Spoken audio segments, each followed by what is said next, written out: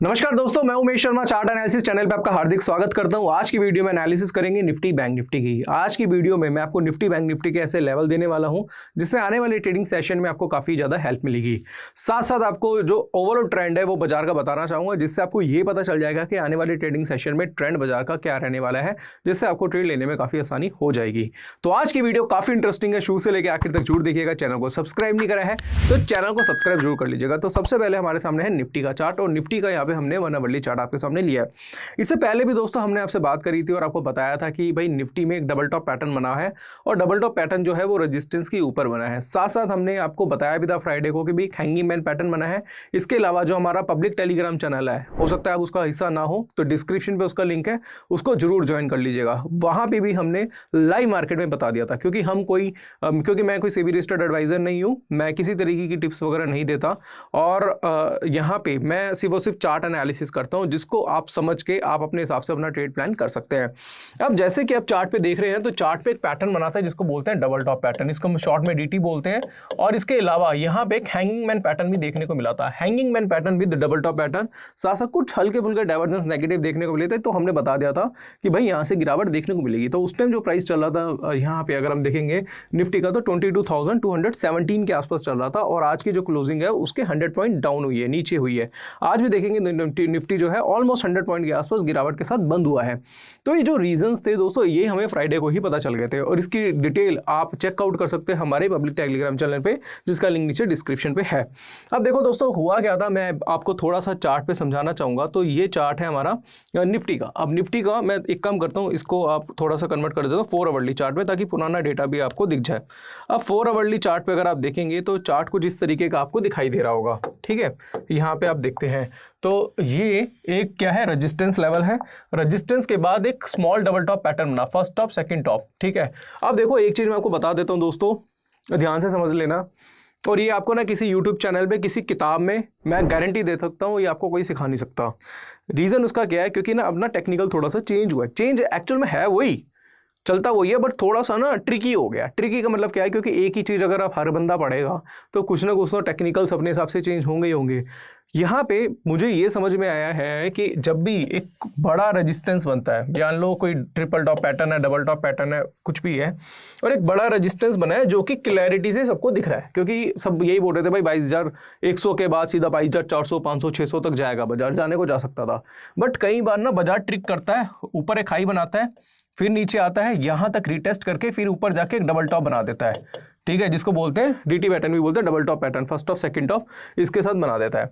जब भी आपको इस तरीके का पैटर्न देखने को मिले और साथ साथ कोई कैंडलस्टिक पैटर्न देखने को मिले, जैसे कोई शूटिंग स्टार या फिर कोई इवनिंग स्टार या फिर कोई हैंगिंग मैन पैटर्न, जहां पे हैंगिंग मैन पैटर्न देखने को मिला था 15 मिनट के चार्ट पे, 1 घंटे के चार्ट में, माफ कीजिएगा, तो एक रिवर्सल का साइन होता है।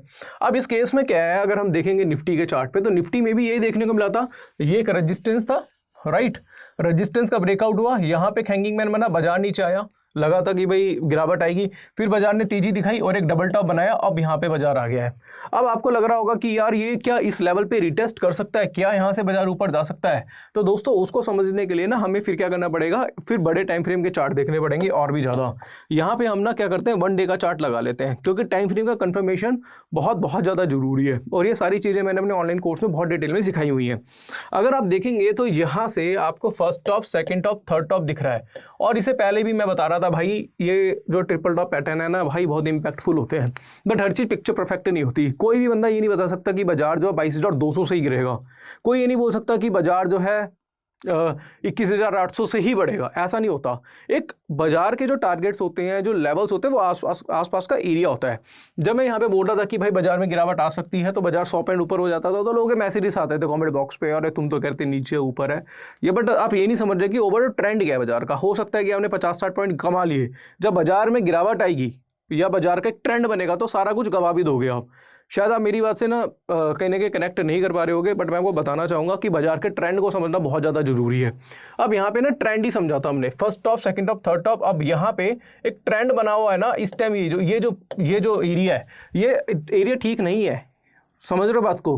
क्यों, क्या रीजन है? क्योंकि ये जो एरिया होते हैं ये कंफ्यूजिंग एरिया होते हैं, किसके लिए? रिटेल ट्रेडर के लिए, इवन एनालिस्ट के लिए भी होते हैं। जो एक टेक्निकल एनालिस्ट चार्ट देख रहे हैं ना, वो भी कहीं ना कहीं कंफ्यूज रहेगा।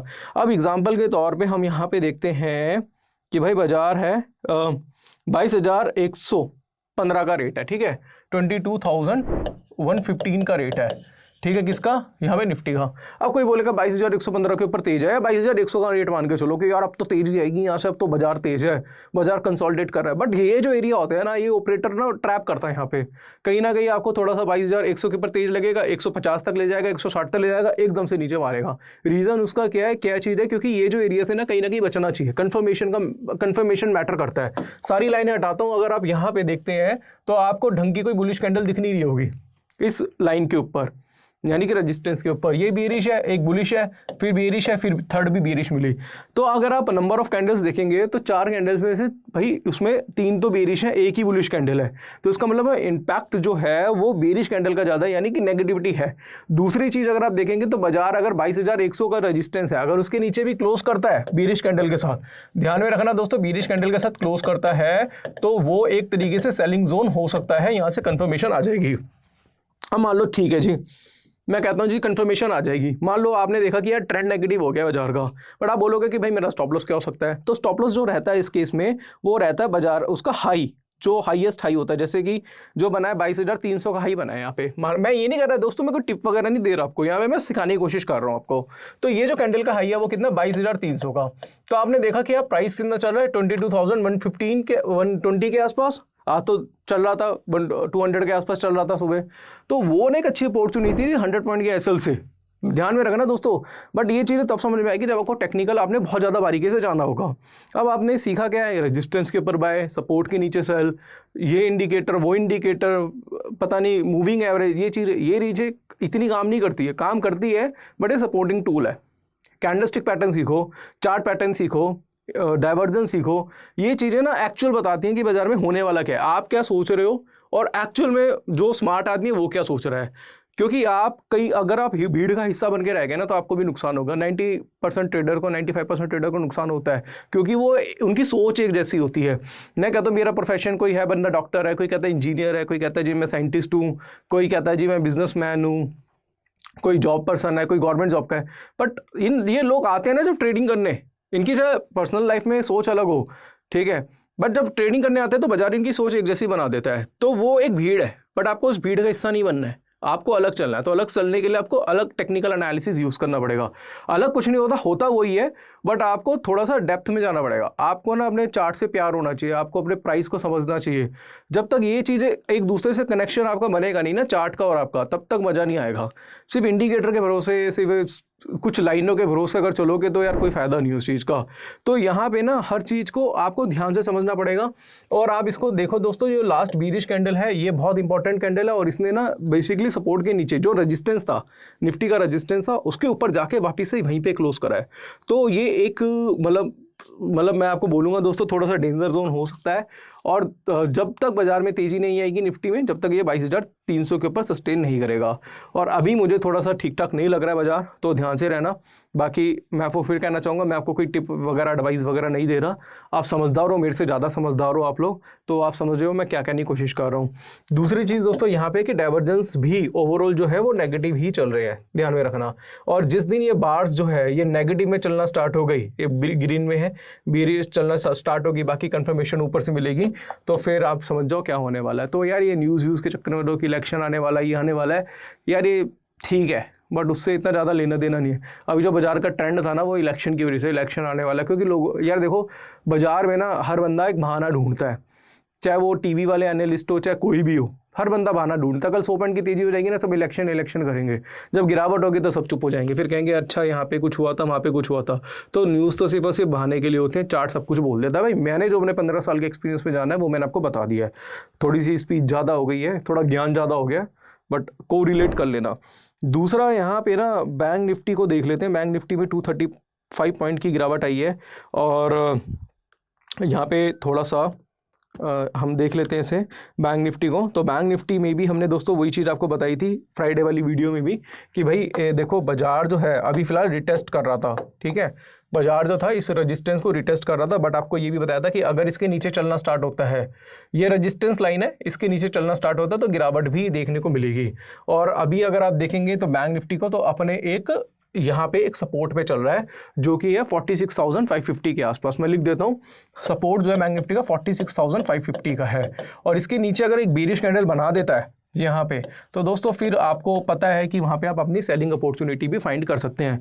काफ़ी लोग इसको हेड एंड शोल्डर बोलेंगे, बट मैं आपको पहले बता देता हूँ हेड एंड शोल्डर नहीं है ये, ठीक है। और दूसरी चीज़ क्या है कि ये जो रेजिस्टेंस है, ये जो बना हुआ है, इसके ऊपर बाजार सस्टेन नहीं कर रहा है। और दूसरी चीज़ अगर आप देखेंगे यहाँ पे ये एरिया जो है, ये भी बिल्कुल भैया नेगेटिव डाइवर्जेंस की तरफ है। तो सोच लो, समझ लो मैं क्या कहने की कोशिश कर रहा हूँ।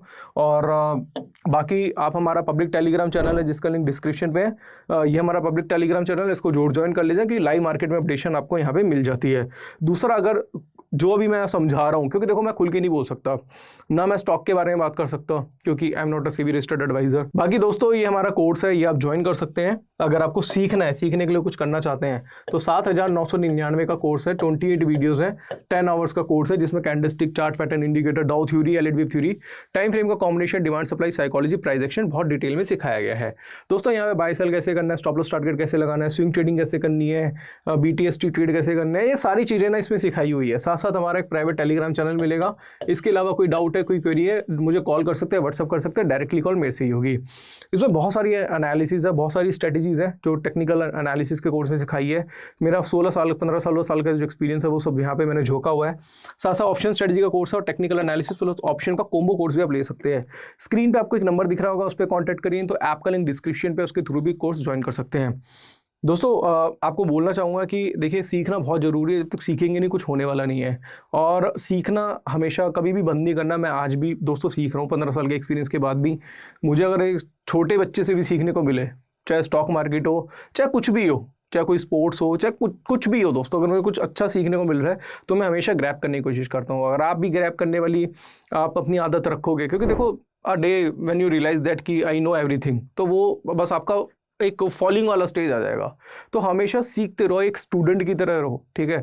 वो एक आपकी लाइफ का बहुत अच्छा पार्ट है। तो बाकी मेरे को यही बोलना था कि आप सीखिए, सीख के कुछ करिए। बाकी हमारी जो टीम है वो आपको पूरी तरीके से सपोर्ट करती रहेगी। तो आशा करूँगा आज की वीडियो आपको पसंद आई होगी। वीडियो पसंद आती है तो लाइक करें, शेयर करें, चैनल को सब्सक्राइब जरूर कर लीजिएगा। तो आज के लिए बस इतना ही, धन्यवाद।